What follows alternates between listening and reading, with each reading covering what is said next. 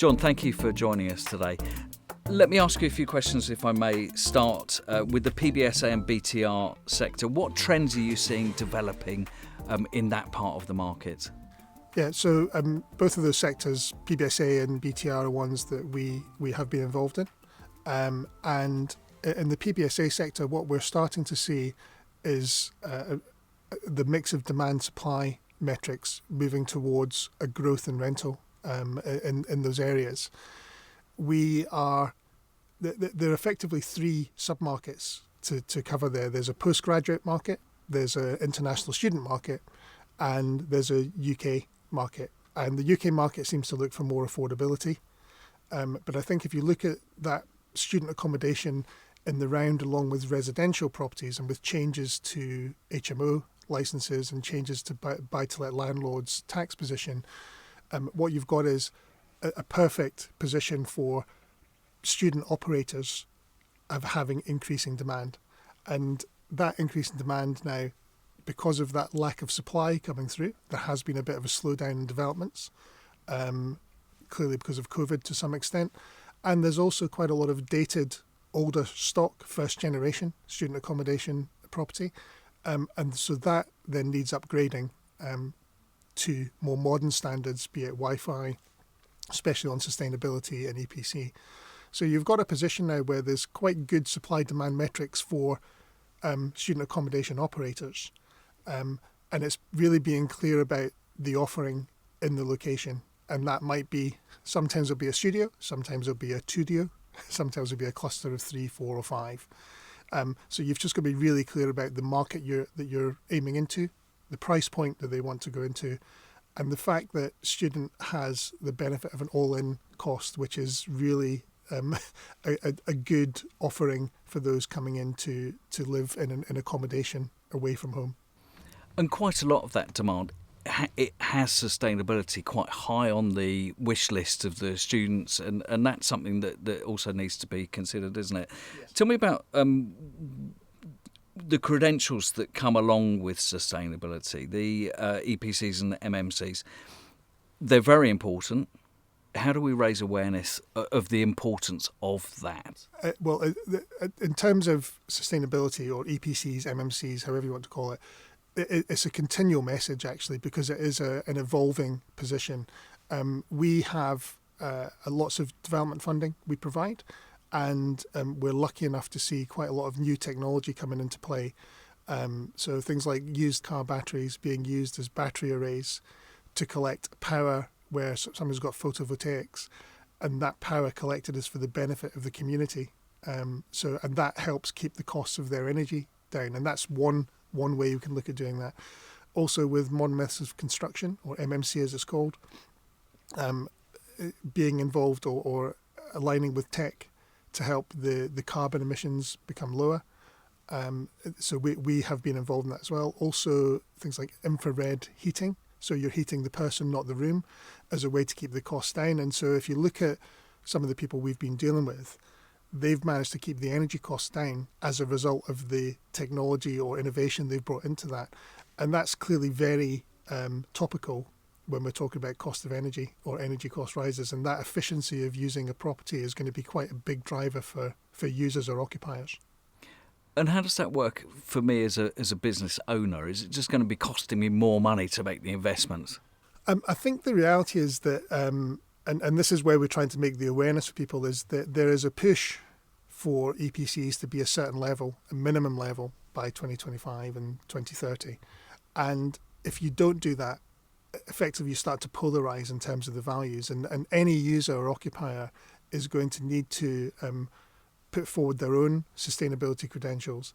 And therefore, what you find, that supply-demand metric, if the demand is there for better sustainable properties, if the demand is there for those that are more efficient in use, that's where you'll see the price differential start. And there is a risk, potentially, if you don't address this, of seeing some stranded assets. And that's the bit that we're trying to make people aware of in terms of planning for that and going forward. And sometimes it can be expensive. Other times it may not be that expensive, but it's really the awareness now to make sure you can do whatever you can do to get to that better level in terms of sustainability and usage. And the financial implications are actually quite, we've seen that quite a lot recently. I mean, interest rates we're suggesting might be stabilising or have stabilised. The economic pressures are still there considerably for a lot of people. What advice and support have you got, and how are you seeing that, the interest rates and the economic value? Yeah, well, it's April 23, and there has been a lot of volatility in interest rates as we've seen recently. We believe that's now levelled out and come to a stable position. Clearly, with the movement in interest rates, it's had an impact on property values in general, because property values are looked at through a yield basis, and therefore higher interest rates have pushed some values out. Again, when you look at all the external data and where we've got to now, the majority of property consultancies are saying we've kind of stabilised now and where values are. So what we see and what we are seeing is that where interest rates start to rise rapidly, there are some people that are caught out slightly with that increasing cost, and we see that starting to feed through a little bit into everyday costs, especially if someone's just coming off a fixed rate and then moving to that. And that drives then the way that we view this, that drives that difference between essential spend and discretionary spend. And so that starts driving and helping you towards how you focus on originating new debt in some ways as well. So for existing customers, we're there to support them. Generally, property is seen as a good hedge for inflation. So whilst interest rates have moved rapidly, rental growth should follow. It's just there's a lag. So for us, we're looking to support those people in the right properties and in the right businesses where interest costs may have risen quickly. However, they should see an increase, a subsequent increase in income over time that starts to bring that back a bit into some equilibrium. And what opportunities do you think are lying ahead? What is your forecast? So for us, it's I've defined it more as recession resilient areas. So areas that have good supply demand metrics. We've discussed earlier on around student accommodation, where there is a really a dynamic mix there in terms of the supply is fairly inelastic and demand is fairly strong. And so we see that there's good rental growth in that and good demand for a period of time across those three subsectors. I mean, I think build to rent is another good example. If house sales are slowing, which we have seen happening, what you tend to see is that there's a flip to stronger rental growth. So if sales aren't as strong, rental becomes stronger. So you start to see rental growth play through, and where build to rent schemes start to come to the fore again, because it's providing what users are looking for just now.